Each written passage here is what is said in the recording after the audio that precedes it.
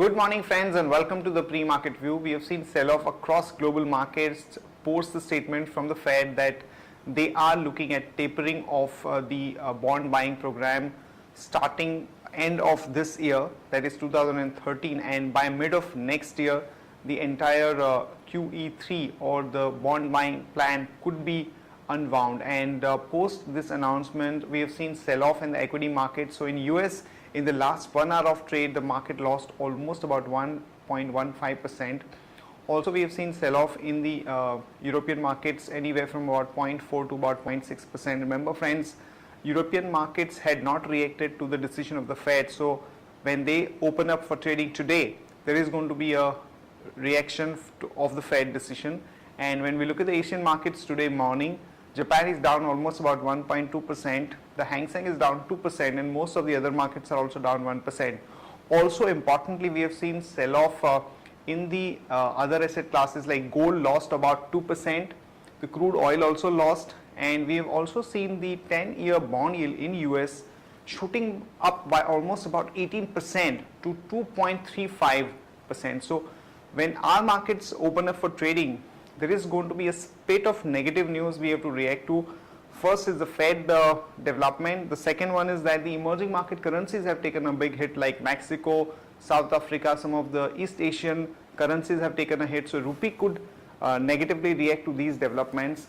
And also we had an important data coming out from China today morning, wherein the manufacturing index has slipped to the 9-month lowest level of about 48.6. So we have a spate of negative news to react to in the morning session of trade. On that note, let me invite Sadhana to take us through important F&O cues, data and strategies that we can have in the F&O markets. Good morning friends, let's have a view on derivatives. Yesterday the benchmark indices traded in a narrow range, and also market participants remained on sidelines ahead of excitement over the US Fed meeting. And in this period, we have seen around 8.67 lakh shares were added in open interest, and marginal increase in the cost of carry, indicating long positions were built up by market players.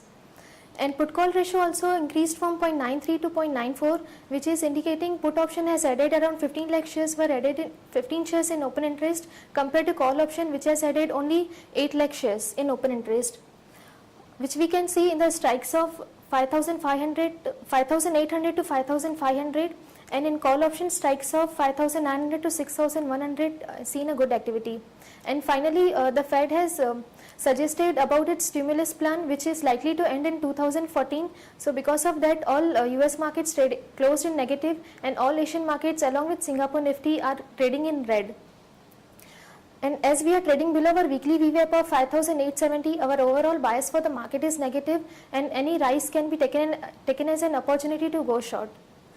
And from intraday perspective, one can go short on Tata Communication with a stop loss of 192.55 and Yes Bank with a stop loss of 486.30. Thank you. Here are the important news and events that we are tracking today. First of all, as I said before, the Fed has already issued a statement saying that they are looking at tapering of the bond buying program starting the end of this year, and they are looking at exiting the entire bond buying program by the middle of next year, provided the economic data, particularly with respect to the job and the GDP, are in line with their forecast. So this definitely did not go down well with the markets, and we have seen sell-off across the equity markets. And we think that this would definitely have an implication for the emerging market flows and the emerging market currencies in particular. Also, we have seen that the 10-year bond yields have actually shot up in US by 18%, and as against about 2.15 to 2.2 level that they were quoting at, they have gone up to almost about 2.35%, which means that there is going to be a pressure on the debt market here, because we have seen that in the last about 2 to 3 weeks, almost about $4.3 billion has been withdrawn. So because of this bond yield going up in US, you can expect some further pressure. However, a part of that pressure could be actually mitigated by the RBI's issue of the bond, where they are looking at raising about 43,000 crore because of the increase in limit that they have notified.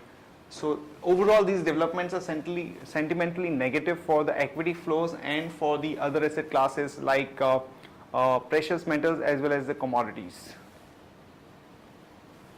Today morning we had a Chinese manufacturing data wherein it came in at about 48.3 versus about 49.2, which is the lowest growth in the manufacturing sector that we've seen in China. So this again is negative for the metal space in particular. So companies like Tata Steel, Sterlite, Sesa Goa, JSW Steel, one can expect negative reaction in the morning trade when they open up for trading.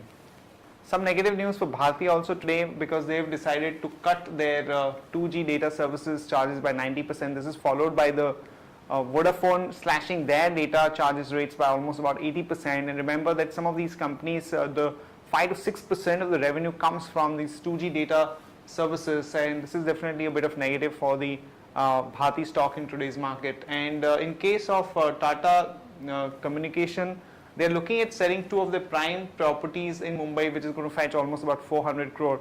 So for Tata Communication, you can expect some positive reaction in today's market. Some of the new companies which could apply for banking license are Edelweiss.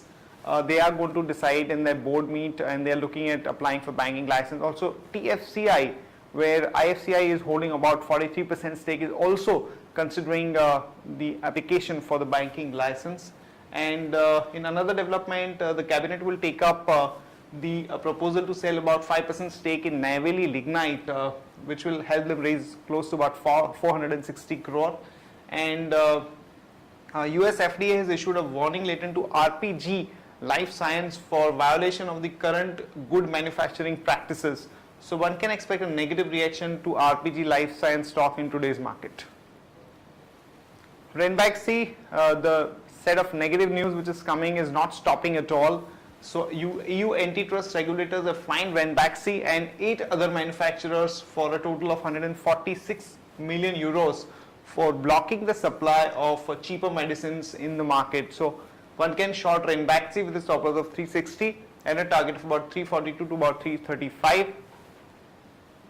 Cadila, some negative news, as this company has lost a patent infringement battle against a Japanese company Takeda Pharma. So one can short Cadila Healthcare in today's market with a stop loss of 806 and a target of about 766 to about 749.